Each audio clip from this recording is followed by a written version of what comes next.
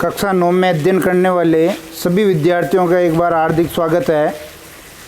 प्यारे बच्चों, कक्षा 9 अनिवार्य हिंदी जो आपके हिंदी विषय है उसकी हम बात कर रहे हैं और दिनांक 20 सितंबर दिनांक 20 सितंबर को आपके एक वर्कशीट आई है।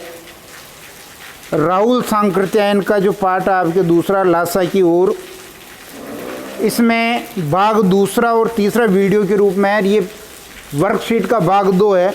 इसमें पूछे गए 5 प्रश्न के उत्तर हम देखने वाले। 5 प्रश्न कौन कौन से पहले वो देख लेते हैं।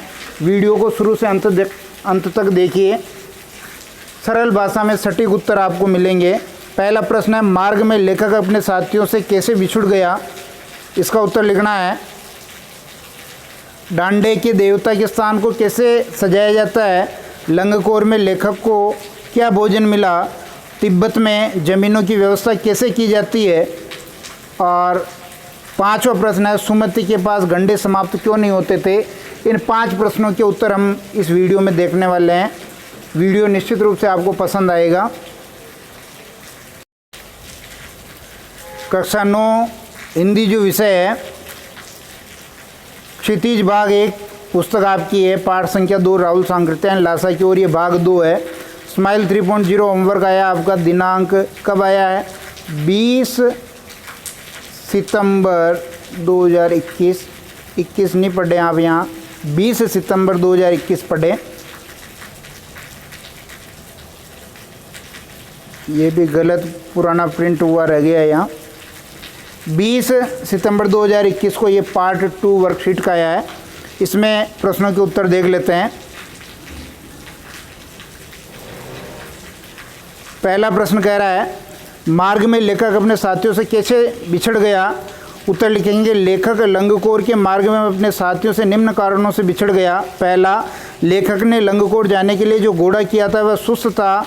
आधा रास्ता तय करने के बाद घोड़ा बहुत धीरे धीरे चलने लगा था, जिससे उसके साथी आगे निकल गए। दूसरा जो कारण था इसका वो ये था, दूसरा कारण कि एक जगह पर 2 रास्ते जा रहे थे। लेखक गलत रास्ते की ओर मुड़ गया और रास्ता भटक गया। रास्ता भटकने के कारण भी वह अपने साथियों से बिछड़ गया। वो 2-3 मील गलत रास्ते पर चला गया, वापस लौटा तो पीछे रह गया।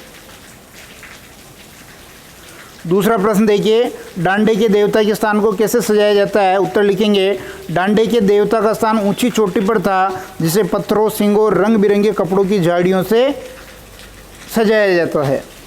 डांडा यानी ऊंचा स्थान।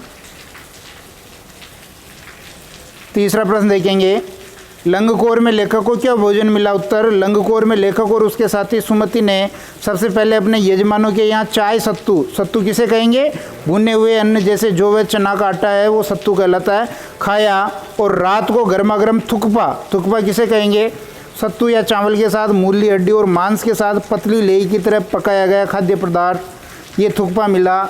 रात को उन्होंने थुकपा खाया। चौथा प्रश्न देखेंगे, ये कह रहा है कि तिब्बत में ज़मीनों की व्यवस्था कैसे की जाती है। तिब्बत में खेती की ज़मीन छोटे बड़े जागीरदारों में बटी है। इन ज़मीनों का एक बड़ा हिस्सा जागीरों यानी मठों के हाथ में होता है। अपनी अपनी जागीर में से हर जागीरदार खुद भी कुछ खेती कराता है। इसके लिए उन्हें मजदूरों को मेहनताना देना नहीं पड़ता है। खेती का इंतजाम देखने के लिए जिन भिक्षुओं को भेजा जाता है, जो जागीर के आदमियों के लिए राजा जैसा होता है, इन भिक्षुओं और जागीरदारों पर ही खेती कराने की जिम्मेदारी होती है। ऐसे वहाँ तिब्बत में ज़मीनों की व्यवस्था है। 5वां प्रश्न देखेंगे, सुमति के पास गंडे समाप्त क्यों नहीं होते थे। गंडे समझिए, गंडे यहाँ नीचे दिख रखा है मैंने। मंत्र पढ़कर गांठ लगाया हुआ धागा या कपड़ा। सुमति का तिब्बत में धर्मगुरु के समान सम्मान था। सुमति बोध गया से लाए गए गंडों को अपने यजमानों में बांटकर दक्षिणा के रूप में धन लिया करते थे। अरे भाई, ये बौद्ध धर्म का स्थान है, बौद्ध धर्म को मानने वाले लोग वहाँ रहते हैं। बोध गया से लाए ये कपड़े जब खत्म हो जाते तो वे लाल रंग के किसी कपड़े का गंडा बनाकर यजमानों में बांटने लगते, ताकि वे दक्षिणा पाते रहें। इस कारण से सुमति के पास गंडे कभी समाप्त नहीं होते, क्योंकि ख़त्म होते वो नया कपड़ा फाड़ करके गंडा बना लेता, फिर ख़त्म होता नया कपड़ा फाड़ करके गंडा बना लेता। यजमानों को ऐसा लगता है कि ये से बोध गया से लाया हुआ कोई गंडा है, जबकि ये उनके साथ धोखा कर रहा था, छल कपट कर रहा था, पैसा कमाना उसका उद्देश्य था।